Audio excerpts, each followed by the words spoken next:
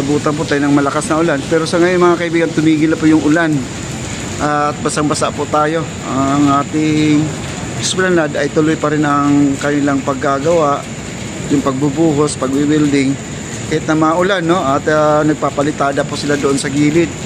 At dito mga kaibigan, may napapansin kasi ako dito. Ayan po, no? Puro sulat po dito. At hindi pa nga tapos ang ating project dito. Ay ganito na po ang hitsura. Puro sulat.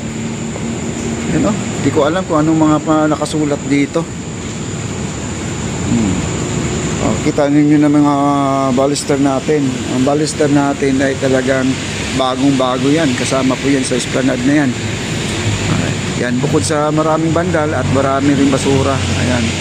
Basura, ang water lily po yan. At nandito po tayo sa ilalim ng Binondo Bridge. Ayan po, ganito po ang kalagayan ngayon dito sa ating esplanade. Umulan po ng malakas. Ayan. Guys, lakas pa rin ng ambon. Ayan, hindi pa tayo pwede umakyat dahil mababasa pa rin tayo niyan. At ang ating kalangitan pa rin ay medyo maaliwalas na, pero wag pa rin tayo magkumpiyansa, baka bigla na rin bumuhos bigla ang ulan.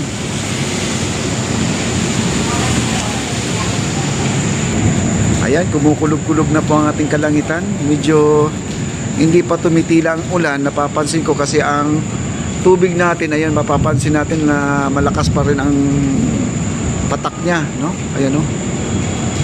Malakas ang patak. Ang ating Ilog Pasig ay low tide po ngayon mga kaibigan. At doon sa kabila sa ating pumping station, naglabas po sila ng tubig kasi mahirap po mapuno ang ating mga kailugan dyan, no? May ilog kasi ng Ungpin dyan, may ilog ng Divisoria. At sila po ay naglabas ng tubig, kaya napapansin nyo bumubula. Ayan, sa lakas po ng impact, yun po ay bumubula po talaga yan. Okay. Mamaya po, akyat po tayo doon sa ita. At yung mga kaibigan, yung barge natin dyan, ay nandyan, no, nakaabang. Sila po ay waiting na lang po sa kanilang gagawin. At mag-signal na lang po ang sa itaas kasi wala pa po silang tawag na natatanggap na kung kailan sila mag-uumpisa. Kasi pag may tumawag sa kanila na mag-uumpisa na, umpisa na po nila dito sa may Mexico Plaza papuntang Port Santiago. Yung bakanting lote dyan, yun po ang lalagyan nila ng esplanade, no? Maraming salamat po. Ayan, at sila po ay waiting hanggang sa ngayon. Ayan. Ang daming water lily. Ayan, isang katutak, isang katerba. Ang ating water lily.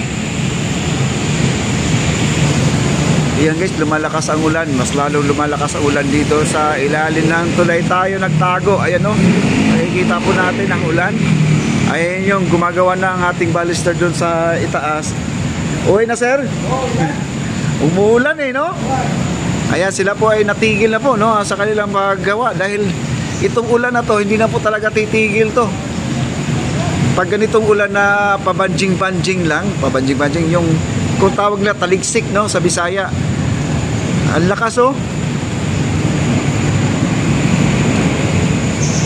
Ang lakas yan, no. Buti na lang may masisilungan tayo. At di po tayo makakapunta doon guys dahil lakas ang ulan. Dito lang muna tayo. Ayan, ang lakas ng ulan. At nandito pa rin tayo sa ilalim ng tulay. Wala po tayong magagawa dito dahil di tayo makakalabas.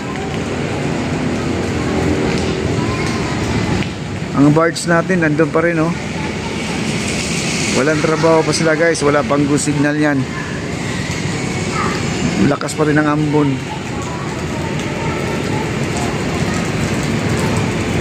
Ayan, niligpit na lang po nila yung mga gamit guys, oh, kasi hindi na po nila kakayanin na magtrabaho. Kasi mahirap yung umuulan tapos welding pala ang gamit na, mahirap na, baka mag-ground sila mga kaibigan. Ayan po ang ating mga kawanin natin nandun sa baba. Siya po ay nagligpit kasi sila po ay nagwi-welding sa ilalim ng tulay na to. Ay pinakinis kasi nila yung gilid na yan eh. Ayan. Ayan, nandiyan po sila sa baba ngayon at niligpit po yung mga makina nila.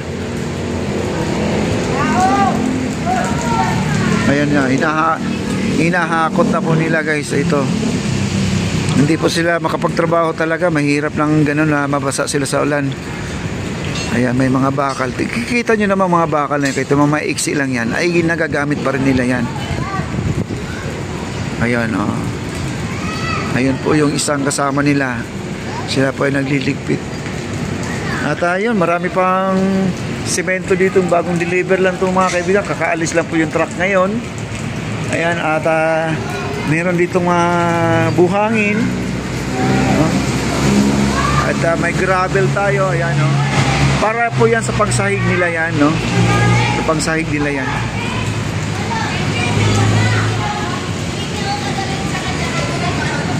At dito naman ay nagtatanggal na sila ng forma. Ayan, no? May mga forma dito na pinagtatanggalan na. Ayan, mga plywood na yan. Ito, maraming mga bata dito. Ayan, no? Maraming mga bata dito nagtatambay. Kaya ako ay umalis kanina doon. Ayan.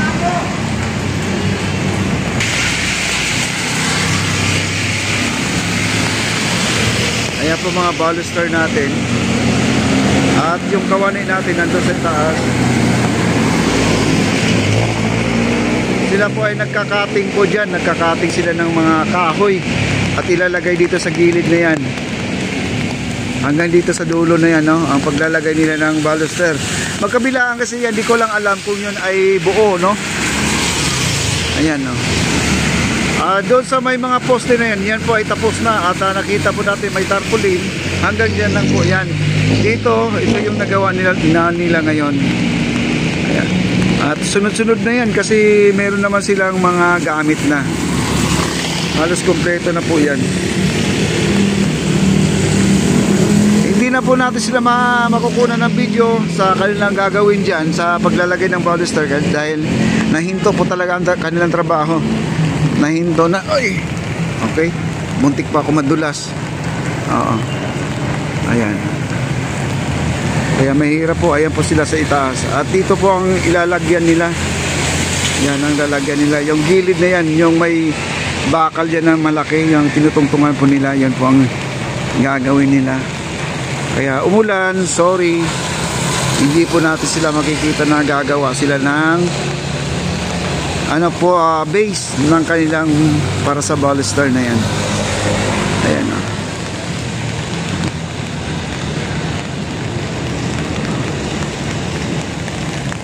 Ayan, dito lang po tayo sa gilid.